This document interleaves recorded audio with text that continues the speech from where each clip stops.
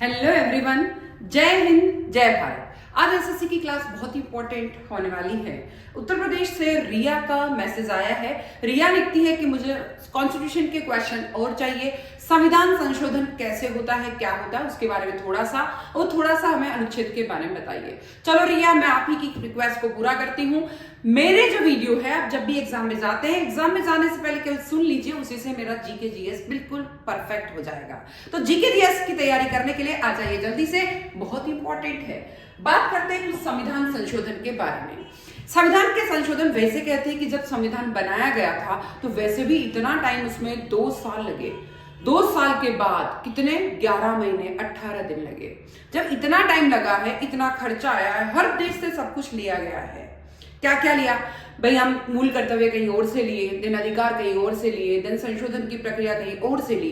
तो हमने सोचा कि शायद संशोधन की जरूरत नहीं पड़ेगी, बट अगर संशोधन नहीं करेंगे तो इसके कारण कुछ कुछ प्रॉब्लम आती रहती है। संविधान में संशोधन करने के लिए हालांकि बहुत सारी दिक्कतों का सामना करना पड़ता है। संशोधन कैसे होता है?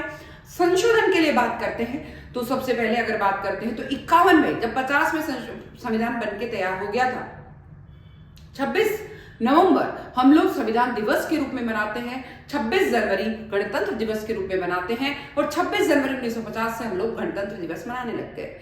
दिन 1951 में पहला संशोधन स्टार्ट हो गया था। पर संशोधन होता कैसे? उसके बाद 44वां संशोधन भी आया, 42वां संशोधन भी आया, और कुछ कुछ संशोधन को तो मिनी कॉन्स्टिट्यूशन के नाम से जाना जाता है। कुछ संशोधन 44वें संशोधन के द्वारा संपत्ति के अधिकार को हटा दिया गया था।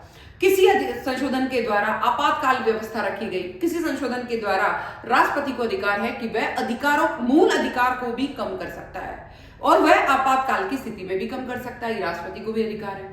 तो ये सब स्थिति को जानने के लिए क्या संसद, क्या गवर्नमेंट की भी महत्वपूर्ण भूमिका होती है? यस, वेरी वेरी महत्वपूर्ण भूमिका होती है। उसका भी बहुमत होना चाहिए। अगर बहुमत है तो ही वो आगे जाके कॉन्स्टिट्यूशन में संविधान संशोधन के रूप में पास होता है। बाकी कोई संविधान में संशोधन पास हो ही नहीं सकता। गोलकनाथ समिति, केशवानंद समिति, बहुत सारी समिति ऐसी है जिन्होंने संविधान संशोधन के लिए भी काम करे। तो आ जाइए, थोड़ा सा अपन इस संशोधन के लिए पढ़ लेते हैं, क्योंकि जैसे ही संशोधन किया जाता है तो संशोधन करते से ही याद आ जाती है कि ये संविधान का कुछ स्वरूप चेंज करने वाला है, जो लिखा है उसको चेंज करने वाला है, तो करना ही पड़ेगा। चलो बात करते हैं, संविधान को बदलती है। अगर संविधान संशोधन किया जाएगा, कुछ भी संशोधन करोगे आप भाई, पहले तो संविधान में दिया गया था कि संविधान में संपत्ति का बहुत बड़ा अधिकार है, पर संपत्ति की कुछ लिमिटेशन निर्धारित कर दी गई। तो इसका मतलब क्या हुआ? संविधान को बदल रहा है। सामाजिक और राजनीतिक दोनों चेंजेस आ रहे हैं इसके कारण। फिर आवश्यकताओं के अनुकूल बनाने की प्रक्रिया है, मतलब कुछ चेंजेस होगा ही होगा संविधान में। फिर क्या होगा? सामाजिक और राजनीतिक जो भी अनुकूलतम उस दृष्टि से लगता है उसके अकॉर्डिंग चेंज किया जाता है। फिर आता है अनुच्छेद 368। क्या कहता है? ये कहता है कि संशोधन की शक्ति और प्रक्रिया का वर्णन है। और याद रखें, अनुच्छेद 368 में लिख रखा है क्लियरली कि भाई संविधान की शक्ति और प्रक्रिया का वर्णन लिखा गया। वैसे तो 368 में, भाग 20 में, भारतीय संविधान लचीला कठोरता का मिश्रण है। लचीला का मतलब जब चाहे तब आप इसको चेंज कर सकते हो। कठोर भी है पर चेंज एकदम से नहीं होगा। लचीला का मतलब फ्लैक्सिबल है, ठीक है, फ्लैक्सिबल है, बट वापस उसको उसी ज्यादा चेंज नहीं कर सकते, कुछ कुछ चेंज आप कर सकते हैं। केशवानंद भारती केस 1973 में क्या आया? ने मूल संरचना सिद्धांत को स्थापित किया, जिसके अनुसार संसद संविधान के मूल ढांचे को संशोधित नहीं कर सकती। केशवानंद भारती केस क्या कहता है, जो कि 1973 में है? वो कहता है कि आप जो संविधान का मूल ढांचा है उसको आप कभी भी चेंज नहीं कर सकते, मूल ढांचा एज इट इज रहेगा। फिर आता संशोधन के प्रकार। सबसे पहला है साधारण बहुमत द्वारा, जनरल मेजोरिटी होनी चाहिए। ये कहता है, क्या कहता है? यह अनुच्छेद 368 के दायरे से बाहर है। उदाहरण, राज्यों का गठन, नागरिकता, संसद की गणपूर्ति सब इसमें आएगी। संशोधन के प्रकार क्या कहता है? साधारण बहुमत में क्या आएगा? 368 में लिखा हुआ है। किस 368 में लिखा है कि वैसे तो संशोधन नहीं होना चाहिए, पर 368 के दायरे से बाहर है। उदाहरण, राज्यों का गठन, नागरिकता, संसद की गणपूर्ति। कोरम जो है इसमें विशेष बहुमत द्वारा, ये लिखा है, ये भी लिखा 368 में। सदन की कुल सदस्य संख्या का बहुमत और उपस्थित मतदान करने वाले सदस्यों का 2/3 बहुमत होना चाहिए। क्या लिखा है कि अगर आपको किसी भी संशोधन को लाना है तो इसके लिए क्या करना होगा, अनुच्छेद 368 में लिखा है। वैसे तो 368 की थोड़ी सी समीक्षा से बाहर है, पर लिखा है कि सदन की कुल संख्या का बहुमत और उपस्थित मतदान करने वाले सदस्य, जितने भी उपस्थित है मतदान करने वाले का 2/3 बहुमत अगर पारित होता है। उदाहरण था मौलिक अधिकार राज्य के नीति निर्देशक तत्व, ये किसके लिए कह रहा है, मौलिक अधिकार के लिए और राज्य के नीति निर्देशक तत्व के लिए। कुछ चेंजेस जो हुए हैं, जैसे संपत्ति का अधिकार भी चेंज हुआ है। विशेष बहुमत प्लस आधे राज्यों का अनुसमर्थन, 368 में ये भी लिखा है कि विशेष बहुमत होना चाहिए और आधे राज्यों का भी उसमें समर्थन होना चाहिए, तो जाके कोई पारित हो सकता है। 368 में लिखा है, क्या लिखा है, संघीय ढांचे से संबंधित प्रावधान के लिए। किसके लिए, संघीय, भाई देखिए ये किसके लिए, थोड़ा समझते हैं। जो ये लिखा है कि कुल 2/3 बहुमत चाहिए, ये तो लिखा है कि भाई मौलिक अधिकार के लिए और राज्य के नीति निर्देशक तत्व के लिए अगर आपको संशोधन करना है तो 2/3 बहुमत होना चाहिए, 368 में लिखा है। फिर अगर जनरल बहुमत किसके लिए चाहिए, कि जनरल बहुमत ये लिखा है 368 में कि अगर मान लीजिए आपको चाहिए राज्यों का गठन करना है, नागरिकता के लिए या सदन की गणपूर्ति के लिए, कोरम के लिए अगर कुछ संशोधन करना है तो आपको साधारण बहुमत चाहिए। और अगर मौलिक अधिकार राज्य के नीति निर्देशक तत्व में चेंजेस करना है, संशोधन करना है, तो 368 चाहिए, पर 2/3 बहुमत चाहिए, विशेष बहुमत। पर विशेष बहुमत भी होना चाहिए और आधे राज्यों का क्या होना चाहिए, अनुसमर्थन होना चाहिए, ये भी 368 में लिखा है। वो कहता है कि संघीय ढांचे से संबंधित कोई भी प्रावधान है, राष्ट्रपति का चुनाव है, जीएसटी परिषद है, सुप्रीम कोर्ट की शक्तियां, इनमें कोई संशोधन करना है तो ये किसमें क्या क्या होना चाहिए, विशेष बहुमत होना चाहिए प्लस आधे राज्यों का अनुसमर्थन होगा, तो ही इसमें कोई संशोधन की थोड़ी सी भी गुंजाइश रहती है। तो इस तरीके से फिर लिखा है महत्वपूर्ण संशोधन और तथ्य क्या रहे। 24वां संशोधन, गोलकनाथ मामला के जवाब में संसद को मौलिक अधिकार सहित संविधान के किसी भी हिस्से में संशोधन करने का अधिकार दिया गया। 1971 का 24वां संशोधन, याद रखिए 1971 में 24वां संशोधन, 1971 में 24वां संशोधन। वो क्या कहता है कि गोलकनाथ मामला जो जवाब में उसने कहा कि सदन को मौलिक अधिकार सहित संविधान के किसी भी हिस्से में संशोधन करने का अधिकार है। 1971 24वां संशोधन, 1971 24वां, उसमें क्या लिखा है, मौलिक अधिकार और संविधान के किसी भी हिस्से में संशोधन करने का अधिकार है। फिर लिखा है 42वां संशोधन जो 1976 में हुआ, इसे मिनी कॉन्स्टिट्यूशन कहा जाता है, लघु संविधान कहा जाता है, और इसी संशोधन 76 के द्वारा ही ये जोड़ा गया 42वां संशोधन की संसद जो संविधान है धर्मनिरपेक्ष है और अखंड है, समाजवादी है, धर्मनिरपेक्ष है, अखंड है, समाजवादी है, धर्मनिरपेक्ष है, अखंड है, समाजवादी है, धर्मनिरपेक्ष है, अखंड है, ये तीनों शब्द प्रस्तावना में जोड़े गए थे 1976 के मिनी कॉन्स्टिट्यूशन के द्वारा 42वां संशोधन। ठीक है, फिर आता 44वां संशोधन 1978 में हुआ। इसमें भी मैंने आपको बताया था कि 44वें संशोधन के द्वारा संपत्ति का अधिकार खत्म कर दिया गया, कुछ लिमिटेशन होगी, उतनी ही संपत्ति आप रख सकते हैं। ये कब हुआ था, 1978 के अंदर। फिर आता है अधिकार को मौलिक अधिकार से हटा दिया गया, आंतरिक अशांति को सशस्त्र विद्रोह से बदल दिया गया। अगर कोई भी आंतरिक अशांति होती है तो सशस्त्र विद्रोह होना माना जाएगा। 106वां संशोधन 2023 में आया, उसमें क्या लिखा, नारी शक्ति का वंदन अधिनियम लोकसभा और राज्यसभा विधानसभाओं में महिलाओं के लिए 33% का आरक्षण। क्या लिखा है, 106वां संशोधन 2023 में आया, उसमें क्या लिखा है कि नारी शक्ति वंदन अधिनियम कुल मिलाकर महिलाओं को विधानसभा में, लोकसभा और राज्य विधानसभा में महिलाओं के लिए 33% आरक्षण कब आया। यस, वापस याद रखें, लोकसभा और राज्यसभा में विधानसभा, लोकसभा और राज्य विधानसभा में 33% महिलाओं का आरक्षण कब आया, याद रखें 2023। कब आया, 2023। कब आया, 2023। कौन सा संशोधन था, 106। कौन सा संशोधन था, 106। अब आता है लद्दाख, लेह लद्दाख का सबने नाम सुन रखा है। लद्दाख याद दिलाती है बहुत सुंदर सुंदर वादियों की, बहुत अच्छा बर्फ, बहुत ऊंचे ऊंचे पहाड़ और वहां के नागरिकों की बहुत ही अच्छी मतलब अपन ये कह सकते हैं कि लेह लद्दाख जब आप जाते हैं तो आपको सुकून मिलता है, बहुत ठंडक है वहां पर और बहुत अच्छा लगता है। मैं भी गई, मुझे भी बहुत अच्छा लगा, स्पेशली वहां के जब अपन चलते हैं, वहां की पब्लिक है वो बहुत ईमानदार है इस तरीके से। पर लद्दाख जो है केंद्र शासित प्रदेश है। अब लद्दाख के लिए कई बार जो वहाँ की पब्लिक है विद्रोह करती है, कुछ आवाज उठाती है कि हमें केंद्र शासित प्रदेश नहीं बनना है, हमें भी राज्य का अधिकार दिया जाना चाहिए। क्या दिया जाना चाहिए, हमें भी राज्यों का अधिकार दिया जाना चाहिए। तो वहां की पब्लिक इसके लिए आवाज उठाती है और कई बार उन्होंने वो भी किया कि भाई हमें राज्य की श्रेणी में ले लो, क्योंकि अगर हम केंद्र शासित प्रदेश है तो हमें यही अधिकार नहीं मिल पा रहे हैं, तो हमें राज्य का दर्जा दिया जाना चाहिए। तो उसी के बारे में स्पेशल है आज का संदर्भ। लद्दाख में राज्य का दर्जे की मांग, राज्य के दर्जे के विरोध में प्रदर्शन हुए कई बार। हिंसक विरोध प्रदर्शन के बाद लेह में कर्फ्यू हुआ, 4 लोगों की मौत हुई, दर्जनों घायल हुए। सोनम वांगचुक नाम फेमस हुआ, सोनम वांगचुक। अब ये कुछ स्पेशल लगता है 3 इडियट की मूवी से।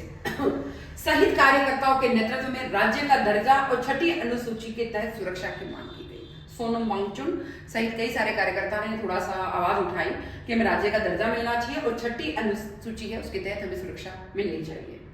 फिर कारगिल में एकजुटता के लिए पूर्ण बंद रहा।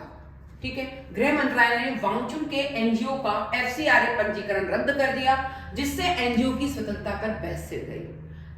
ये क्यों महत्वपूर्ण है? संघवाद, अल्पसंख्यक अधिकार, 6ठी अनुसूची और नागरिक स्वतंत्रता के मुद्दों को उठाता है। 6ठी अनुसूची, नागरिक स्वतंत्रता मिलनी चाहिए जो कि हर राज्य को मिलती है, जनता को।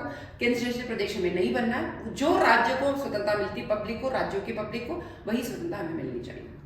मुख्य विश्लेषण था राज्य के दर्जे की मांग। क्या रहा मुख्य विश्लेषण? राज्य को दर्जे की मांग दी जाना। वर्तमान स्थिति, लद्दाख एक केंद्र शासित प्रदेश है। अगस्त 2019 से जम्मू कश्मीर का विभाजन हुआ है। उठाए गए मुद्दे, विधानसभा का अभाव है जिससे लोकतांत्रिक घाटा हो रहा है। वहां विधानसभा नहीं है, केंद्र शासित प्रदेश है, इसलिए लोकतांत्रिक घाटा हो रहा है। 6ठी अनुसूची के संरक्षण के बिना भूमि सांस्कृतिक अधिकारों के छिन जाने का भय है। 6ठी अनुसूची के संरक्षण के बिना यहाँ पे जो भी अब केंद्र शासित प्रदेश की जनता है उसके अधिकार का पूरा सुरक्षा नहीं हो पा रही है। विकास और प्रतिनिधित्व में भी उपेक्षा हो रही है। इसलिए मांग है पूर्ण राज्य का दर्जा दिया जाना चाहिए, 6ठी अनुसूची में शामिल किया जाना चाहिए, आदिवासी क्षेत्रों के लिए स्वायत्तता होनी चाहिए। देन लद्दाख के लिए अलग लोक सेवा आयोग होना चाहिए, जैसा हर राज्य में है वैसा हमारे लद्दाख में क्यों नहीं है, इसके लिए मांग की जा रही है। Case study 2024-25 Ladakh apex body और कारगिल डेमोक्रेटिक अलायंस ने संवैधानिक सुरक्षा उपाय के लिए केंद्र से बार-बार याचिका दायर की है। महत्व और आगामी कदम क्या है? महत्व है लोकतांत्रिक आकांक्षाएं बनाम केंद्र का नियंत्रण। अभी क्या है, उनमें हमेशा केंद्र का नियंत्रण रहता है। नाजुक हिमालयी परिस्थिति की है और जनतांत्रिक परिजन की रक्षा करने के लिए बनाया जा रहा है। देन 2019 के बाद केंद्र के संघीय दृष्टिकोण के लिए परीक्षण का आधार रहा है। आगामी कदम, स्थानीय निकाय, लद्दाख सर्वोच्च निकाय के साथ संरक्षित संवाद रहना चाहिए, लद्दाख सर्वोच्च होना चाहिए। देन अनुच्छेद 371 के तहत 6ठी अनुसूची जैसी सुरक्षा या विशेष प्रावधान होने चाहिए। अनुसूची 6ठी अनुसूची मतलब अनुच्छेद 371 और 6ठी अनुसूची के जो लिखा है वही सुरक्षा में मिलनी चाहिए। नागरिक समाज पर नकारात्मक प्रभाव से बचने के लिए FCRA के तहत गैर सरकारी संगठन के साथ पारदर्शी व्यवहार भी होना चाहिए। विकासात्मक लक्ष्य को परिस्थिति और सांस्कृतिक उपाय के लिए संतुलन बनाए रखने के लिए इंपॉर्टेंस देता है। फिर आता है राज्यपाल और राष्ट्रपति के लिए। थोड़ा सा मैं पानी पी लेती हूँ इसको पढ़ने से पहले।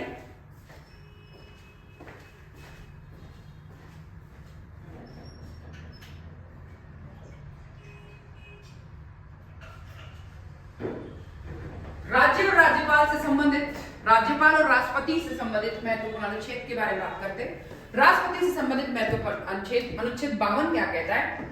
52 में भारत के राष्ट्रपति के लिए लिखा है। अनुच्छेद 52 भारत का राष्ट्रपति रहेगा। अनुच्छेद 52 में लिखा है भारत के राष्ट्रपति रहेगा। अनुच्छेद 52 में लिखा है भारत का राष्ट्रपति रहेगा। याद रखें अनुच्छेद 52। अनुच्छेद 53 कहता है अनुच्छेद कि राष्ट्रपति की शक्ति और कार्यकाल के लिए। अनुच्छेद 53 में क्या लिखा है? राष्ट्रपति की शक्तियां क्या क्या है, कार्यकाल कितना है। अनुच्छेद 53 कहता है राष्ट्रपति की शक्ति क्या है, कार्यकाल कितना है। 54 कहता है राष्ट्रपति के चुनाव के लिए। 53 कहता है राष्ट्रपति के लिए, 52 कहता है राष्ट्रपति के होना चाहिए। 53 कहता है राष्ट्रपति के कार्यकाल के लिए और शक्तियों के लिए। अनुच्छेद 54 कहता है राष्ट्रपति के चुनाव के लिए। 54 क्या कहता है? राष्ट्रपति का चुनाव कैसे होता है उसके बारे में बताता है, याद रखें।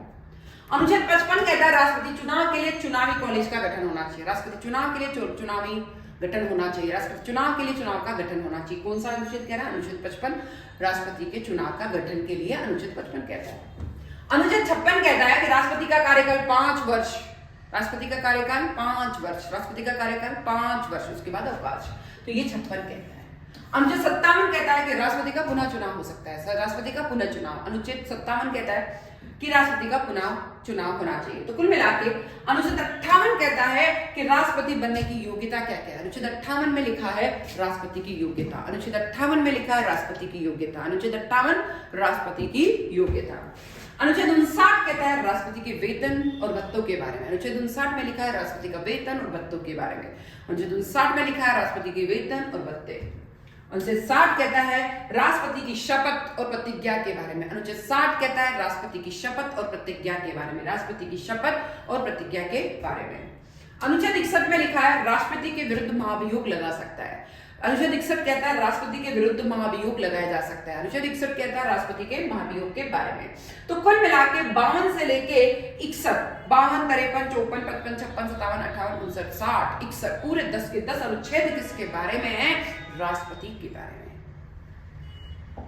फिर आता है अनुच्छेद 62, वो कहता है राष्ट्रपति का चुनाव का समय निर्धारण, यानी समय का निर्धारण कब होगा, कैसे होगा, ये सब लिखा अनुच्छेद 62 में। अनुच्छेद 62 में क्या लिखा है? राष्ट्रपति चुनाव का समय निर्धारण। अनुच्छेद 62 क्या कहता है? राष्ट्रपति चुनाव का समय निर्धारण। अनुच्छेद 72 कहता है राष्ट्रपति क्षमादान शक्ति, राष्ट्रपति को क्षमादान की शक्ति है, अनुच्छेद कहता है। अनुच्छेद कौन सा? 72 लिखता है। अनुच्छेद 72 में राष्ट्रपति जो है क्षमादान दे सकता है, किसी को फांसी की सजा, किसी को क्या सजा, वो क्षमादान मिल सकता है राष्ट्रपति के द्वारा। अनुच्छेद 123 कहता है राष्ट्रपति को अध्यादेश जारी करने का अधिकार है। अनुच्छेद 123 कहता है राष्ट्रपति को अध्यादेश जारी करने का अधिकार है। राष्ट्रपति को अध्यादेश जारी करने का अधिकार है। फिर राज्यपाल से संबंधित महत्वपूर्ण अनुच्छेद कौन कौन से, उनके बारे में। अनुच्छेद 153, प्रत्येक राज्य में राज्यपाल होना चाहिए। प्रत्येक राज्य में राज्यपाल होना चाहिए 153। प्रत्येक राज्य में राज्यपाल होना चाहिए 153। 154 कहता है राज्यपाल राज्य का कार्यपालिका प्रमुख है। अनुच्छेद 154 कहता है राज्यपाल राज्य का कार्यपालिका प्रमुख। राज्यपाल होना चाहिए 153, कार्यपालिका प्रमुख होना चाहिए 154 में लिखा है। 55 में लिखा है राष्ट्रपति द्वारा ही राज्यपाल की नियुक्ति होगी। राष्ट्रपति द्वारा राज्यपाल की नियुक्ति होगी 155 में लिखा है। राष्ट्रपति द्वारा राज्यपाल की नियुक्ति होगी 155 में लिखा है। 56 में लिखा है कि उसका कार्यकाल 5 वर्ष होगा। 5 वर्ष होगा, वह कितने समय कार्य कर सकता है? 5 वर्ष। अनुच्छेद 56 में लिखा है। अनुच्छेद 57, 157, 156, 157 है ना। 157 में लिखा है राज्यपाल, राष्ट्रपति नहीं है, राज्यपाल, राज्यपाल, राज्यपाल। याद रखिए, मैंने राष्ट्रपति बोला, राज्यपाल कर लो। राज्यपाल की योग्यता के बारे में लिखा है 157 में। राज्यपाल की योग्यता के बारे में लिखा है 157 में। और सारी शर्तें लिखी है अनुच्छेद 158 में। सारी शर्तें, राज्यपाल की शर्तें लिखी है 158 में। 159 में लिखा है शपथ ग्रहण अनिवार्य है। 159 में लिखा है राज्यपाल के लिए शपथ ग्रहण अनिवार्य है। अनुच्छेद 161 में लिखा है समाधान की शक्ति। अनुच्छेद 161 में लिखा है क्षमादान की शक्ति है कि वह भी क्षमा कर सकता है। अनुच्छेद 164 में लिखा है कि मंत्रीगण राज्यपाल को सलाह दे सकते हैं। मंत्रीगण राज्यपाल को सलाह दे सकते हैं, अनुच्छेद 164 में लिखा है। अनुच्छेद 200 में लिखा है विधेयक पर स्वीकृति देना, कोई भी विधेयक है उस पर स्वीकृति देना है, ये लिखा है अनुच्छेद 200 में।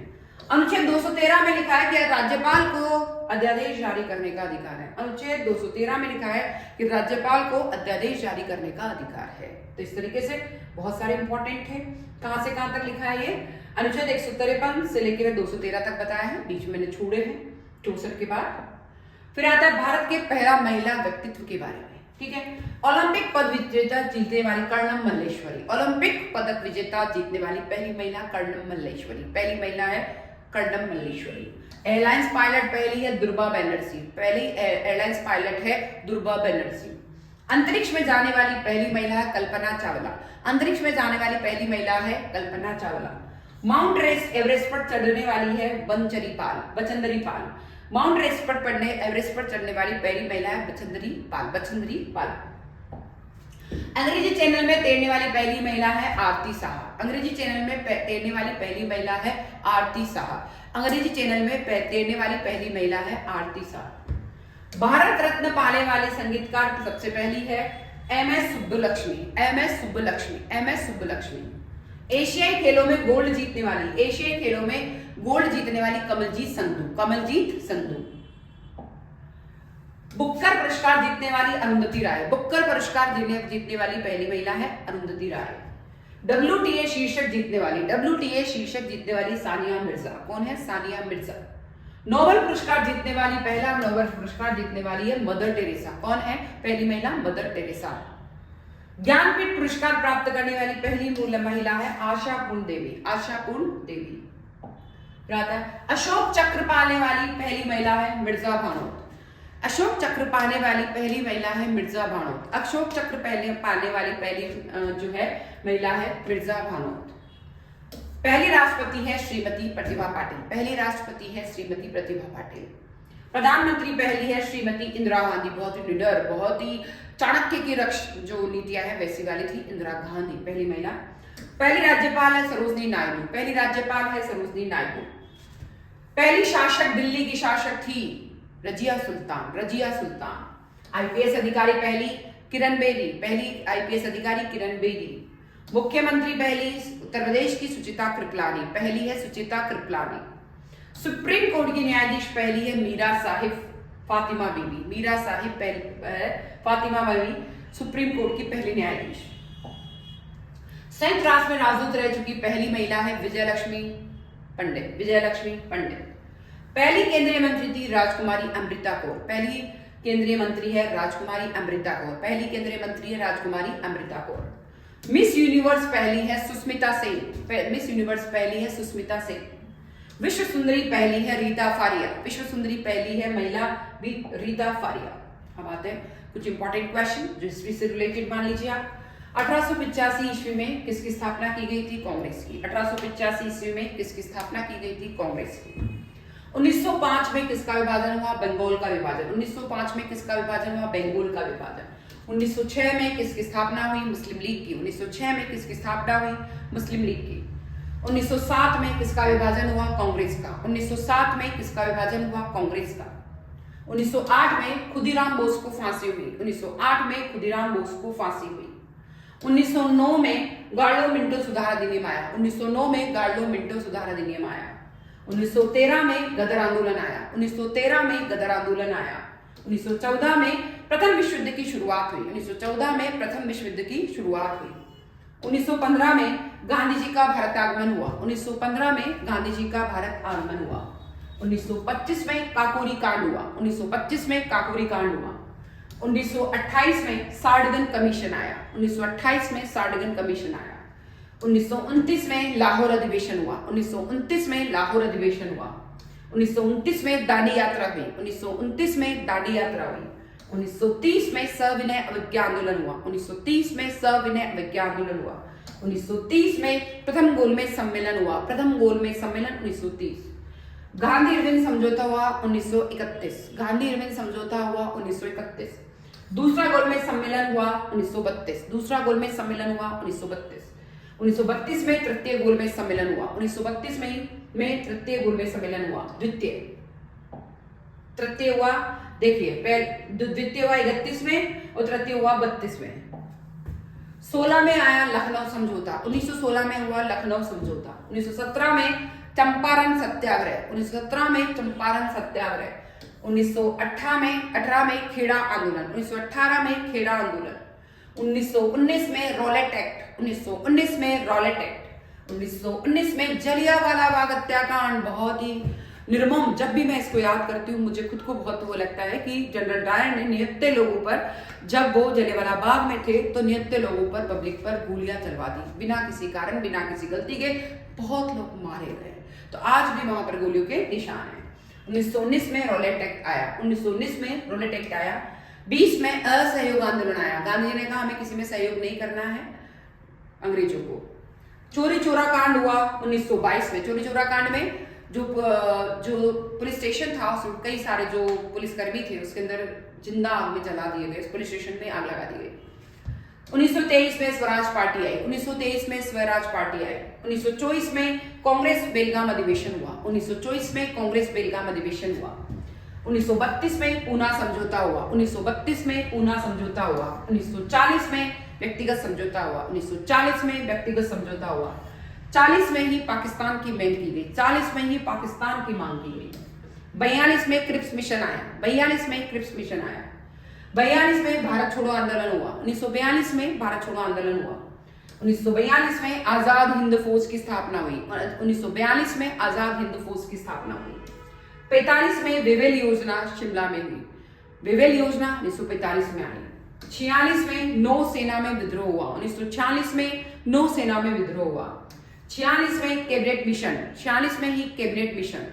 1949 में माउंटबेटन योजना आई, 1949 में माउंटबेटन योजना आई। 15 अगस्त 1949 को भारत आजाद हो गया। 15 अगस्त 1949 को भारत आजाद हो गया। इंडिपेंडेंस डे इसलिए मनाते हैं। जय हिंद, जय भारत।